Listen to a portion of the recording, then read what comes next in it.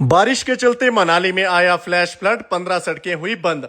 अक्सर जब मनाली में बारिश होती है तो ऐसी अफवाह वाली और पुरानी रील आपके फीड पर जरूर आई होगी। पूरी जानकारी आपको दे रहा हूं, 15 सेकंड निकाल लेना। 7 जुलाई 2026 सुबह से मौसम बिल्कुल क्लियर था, लेकिन शाम 6:30 बजे से बारिश एक बार फिर मनाली में शुरू हो चुकी है। बारिश के चलते ब्यास नदी का जल स्तर बढ़ चुका है, इसलिए ब्यास नदी से दूरी बनाए रखें।